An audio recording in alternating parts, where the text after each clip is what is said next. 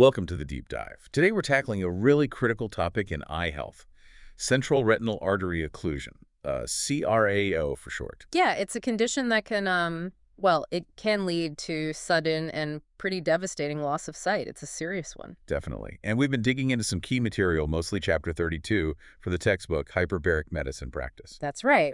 Our goal here, in this deep dive is to really unpack what CRAO is and also explore the evidence around a potential treatment, hyperbaric oxygen therapy, or HBO2. Okay, so we want to give everyone listening a clear picture of what the science is saying right now. Exactly. What do we actually know? Okay, let's start with the basics then. Yeah. Central Retinal Artery Occlusion. It sounds, well, pretty bad. What's actually going on inside the eye? It is a very serious event, yeah. The hallmark of CRAO is this incredibly sudden vision loss in just one eye. So, like, how sudden? Like within seconds, often. People describe it as just bang, the vision's gone, or severely reduced. Wow. And another key thing, it's painless. That's really important. Painless vision loss. Okay. And how bad is the loss, typically? It's usually profound. Vision can drop right down to just seeing hand movements, maybe counting fingers at close range, sometimes even less. And is that permanent? Unfortunately, yes. Often it results in permanent, severe vision loss. That's why it's such an emergency. That's terrifying. So if someone goes to the doctor with this, what signs would the doctor look for? What would they see? Right. So during the eye exam, there are some characteristic things they look for. When they look at the retina, the back of the eye, it often looks unusually pale. Pale, okay. And they might see what's called a cherry red spot right in the macula. That's the center part for sharp vision. I've heard of that. Is that good or bad? Well, it's a classic sign, but interestingly, it actually tends to mean a poorer prognosis, a lower chance of vision recovery. Huh, okay. Anything else? Yeah, you might see something called an efferent pupillary defect, basically, how the pupil reacts to light is off. Yeah. And maybe boxcarring, where the blood flow in the little retinal arteries looks segmented, like train cars. Got it. So, clear signs, but it sounds like you need to be sure it is CRAO and not something else. Absolutely critical. Differential diagnosis is key here. You need to rule out other stuff. Like what else could cause sudden vision loss? Well, an occlusion higher up in the ophthalmic artery, maybe. That's also very severe. Or a ciliary retinal artery occlusion. Sometimes there's a small extra artery, and if that's spared, vision might be better. Okay. Then there are things like retinal detachment or vitreous hemorrhage. Those often have other symptoms, though, like flashes or floaters, not just the vision loss. Right. And you've got ischemic optic neuropathies, certain types of strokes affecting the back of the brain. Those cause painless loss, but usually don't have those classic retinal signs we talked about. And what if there is pain? Pain usually points elsewhere, maybe optic neuritis, for example. And one last thing, simple glasses needing an update. Right, you always check that. If looking through a pinhole makes the vision much better, it's probably just a refractive error, not, a vascular catastrophe like CRAO. Yeah. Okay, so CRAO presents in a pretty specific way, and ruling out others is vital. Now, the sources we looked at, they mentioned traditional treatments haven't been very successful. That's generally true, yeah. Historically, the outcomes with standard approaches haven't been great for CRAO. Which brings us to Hyperbaric Oxygen Therapy, HBO2. What's the idea behind using that? Why would it help?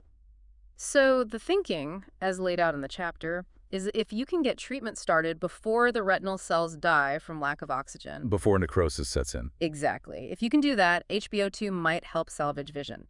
The idea is you're dramatically increasing the amount of oxygen dissolved in the blood. How does that help if the main artery is blocked? Good question. It relies on two things. First, the choroid, that's a layer rich in blood vessels behind the retina. It has its own blood supply, separate from the retinal artery. Okay. HBO2 might enhance oxygen delivery from that choroidal circulation. And second, the high oxygen levels allow more oxygen to simply diffuse, to soak through from the choroid into those inner retinal layers that are being starved. Ah, so it's like finding a back door for oxygen delivery. Sort of, yeah. Bypassing the main blockage by using this alternative route and diffusion. Makes sense, theoretically. Yeah. But what does the actual research say? Does it work? Okay, this is where we get into the evidence review from the chapter. They looked at 39 publications over something like 52 years. A lot of studies. And how many patients?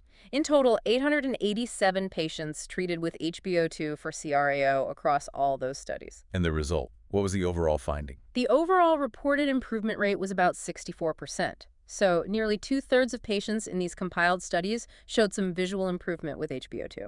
64%. That sounds Right. that sounds pretty good, right? It does sound encouraging, yeah.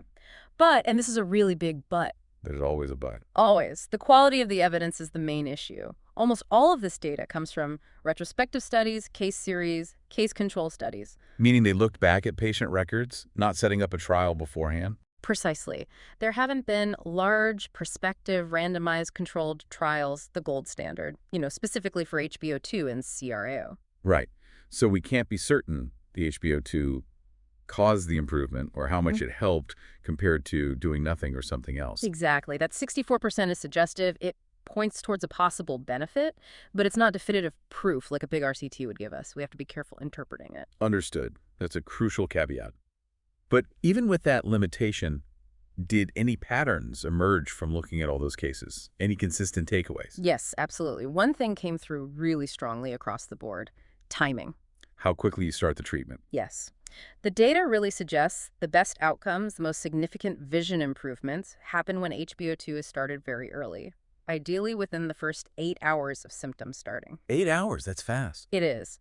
Based on this, the recommendation in the chapter is to strongly consider HBO2 for patients who present within 24 hours of their vision loss. Okay, so up to 24 hours is the window they suggest aiming for. Right. The key message isn't just if HBO2 works, but that speed seems absolutely critical for it to have a chance. Every hour, maybe even every minute counts. What about after 24 hours? Any hope then? Well, the chapter does mention isolated cases, anecdotes, where people got some improvement even when starting later than 24 hours. But it's stressed that this is pretty rare. And often, the improvement seen that late isn't what we'd call clinically significant. Meaning it might be measurable on a chart, but doesn't really change their functional vision much. Exactly. So while technically possible, relying on treatment after 24 hours is generally not advised. The focus is really on that urgent early window. Okay, that really hammers home the emergency nature of this. So who is the ideal patient to rush for HBO2 based on this source? The ideal candidate is someone who fits this picture. Yeah. Sudden, painless vision loss started within the last 24 hours. Their vision is significantly down. The chapter mentions less than 2200. Which is quite poor vision. Very poor, yes. And crucially, the eye exam shows those findings consistent with CRAO, the pale retina, maybe the cherry red spot, etc. Got it. Acute onset, severe loss, characteristic signs within 24 hours. That's the profile, yes. We touched on the mechanism getting oxygen from the choroid. Can we elaborate a bit more on how the high pressure helps achieve that? Sure. So under normal air pressure, your red blood cells carry almost all the oxygen. There's very little dissolved directly in the plasma, the liquid part of the blood. Right. But inside a hyperbaric chamber, breathing 100% oxygen at, say, 2 or 3 times normal atmospheric pressure, that dramatically increases the pressure of oxygen. Okay. And according to physics, gas dissolves in liquid based on pressure. So much, much more oxygen dissolves directly into the plasma itself. So the plasma becomes oxygen-rich, not just the red cells. Exactly. And the super oxygenated plasma can then travel everywhere, including to the choroid behind the retina. From there, the high concentration allows oxygen to diffuse across the layers into the inner retina. The part that's cut off from its normal arterial supply. Precisely. It's basically creating a steep oxygen gradient that pushes oxygen into those starving cells, potentially keeping them alive longer than they otherwise would be. Okay, that makes the mechanism clear. So let's walk through the process. Someone comes in, CRAO is suspected. What happens first? First thing, even before thinking about HBO2, is immediate surface oxygen. Put the patient on the highest possible concentration of oxygen using a mask right away. Just regular oxygen at normal pressure. Yes. And there's an interesting point here. They suggest watching closely for about 15 minutes. Why?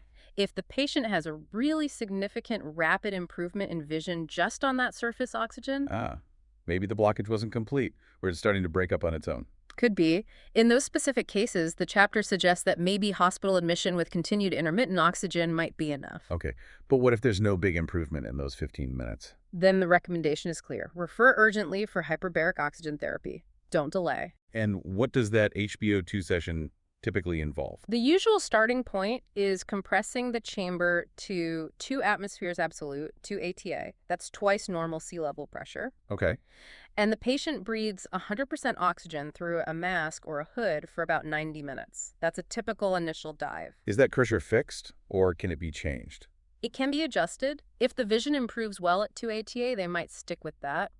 But if the improvement is minimal or non-existent, Then what? then for subsequent treatments, they might increase the pressure, maybe to 2.4 ATA or even 2.8 ATA to try and drive more oxygen in. Makes sense. The chapter also mentioned not delaying HBO2 for other things. Yes, very important point. Things like trying to lower the pressure inside the eye or giving drugs to widen blood vessels, these are sometimes tried, but the source emphasizes they should not delay getting the patient into the hyperbaric chamber. Time is the enemy here. Right. Prioritize the HBO2. What happens after the first session? How is the patient monitored? If there was any visual improvement during that first HBO2 treatment, they need very close monitoring afterwards, checking visual acuity, often hourly. Why hourly? Because sometimes the vision can improve during the treatment, but then start to fade again afterwards as the oxygen levels drop back down. If that happens, they should immediately go back on surface oxygen. And do they usually need more than one HBO2 treatment? Yes, often multiple sessions are needed. The schedule might be 2 or even 3 times a day initially. How long does that continue? Usually until one of two things happens. Either there's evidence the artery has recanalized, meaning blood flow is restored, which sometimes happens within about 72 hours. Okay. Or they reach a point where the patient has had, say, 3 consecutive treatments with no further improvement in vision. At that point, continuing HBO2 is less likely to help. Got it. Are there any special cases or exceptions mentioned? A few, yeah.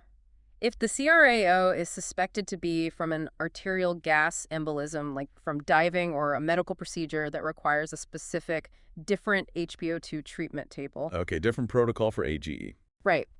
Also, they note that patients who've had decompression sickness or recent hemodialysis or general anesthesia, if they get CRAO, they should always be considered candidates for HBO2. Any warnings? A critical one. If someone has vision loss in one eye and then starts experiencing symptoms in the other eye, that's a massive red flag. Seek help immediately, as it could be something systemic. Absolutely crucial point. Right. Now, beyond the immediate HBO2, what about figuring out why this happened? What's the workup? Yeah, treating the occlusion is step one, but you have to find the underlying cause. The workup is very similar to a stroke workup. Because it's often related to cardiovascular issues. Exactly. So expect lots of tests. Blood work, like a complete blood count, sedimentation rate, checking for clotting disorders, lipid panel. Okay. Also, an EKG for the heart rhythm, probably a carotid ultrasound to look at the arteries in the neck for plaque. Looking for sources of emboli. Precisely. And usually an echocardiogram, an ultrasound of the heart itself, again, looking for clots or structural issues. It's about identifying risk factors that need managing long-term. What if they suspect something inflammatory, like giant cell arteritis? Ah, good point. If arteritis is suspected as the cause, then starting high-dose corticosteroids immediately is vital alongside everything else. So a comprehensive look at the whole vascular system, basically. What about the prognosis? What can people expect long-term? We know time is critical. Time is absolutely critical. The research reviewed suggests that for every single hour of delay before treatment starts, the chance of getting a really significant visual improvement drops measurably. Wow, every hour counts. It really seems to. And remember that cherry red spot we talked about? Yeah, the sign that's actually linked to a poorer prognosis. Right. The data indicated patients with the spot had a lower chance of major improvement with HBO2, something like 49% improved significantly versus maybe 86% improvement in those without the spot. So while it helps diagnose, it also suggests the damage might already be more severe. That seems to be the implication, yes. And finally, the source talks about collaboration. This isn't just an eye issue, is it? Who needs to be involved? It's definitely a team effort. Ophthalmology, of course, needs to be involved for ongoing eye monitoring, but... But don't wait for them to start oxygen. Exactly. The chapter stresses immediate oxygen shouldn't be delayed waiting for the specialist. Then you absolutely need internal medicine or neurology involved. For the stroke-like workup and managing risk factors. Yes, overseeing that whole systemic investigation and long-term management. The chapter even floats the idea that maybe the best practice is to admit these patients under a stroke protocol given the underlying vascular risks. That makes a lot of sense. Okay, so let's try to wrap this up. Our deep dive into this chapter suggests that hyperbaric oxygen therapy, HBO2, looks promising. It seems to offer a real chance to improve vision after a CRAO, if it started quickly. That seems to be the key. Ideally within 8 hours, but considered up to 24 hours after that sudden, painless vision loss starts. Right. And while we need to remember, the evidence isn't from perfect large-scale randomized trials yet. Right, mostly retrospective. The consistency across many studies about the timing and the potential benefit is hard to ignore. It suggests HBO2 should be seriously considered in that acute window. So the main takeaway for you listening has to be sudden, painless vision loss in one eye. Don't wait. Get medical help immediately. Absolutely paramount. Time is vision, truly, in this situation. Every minute matters. And maybe a final thought to leave you with. Given what these studies suggest, even with their limitations, what are the next crucial steps? What do we need to do to really nail down the role of HBO2 for CRAO and get clear guidelines for doctors everywhere? That's the big question, isn't it? How do we get that high-level evidence to confirm these findings or refine the approach? Something critical to think about for improving outcomes. Well, thanks for taking this deep dive with us today.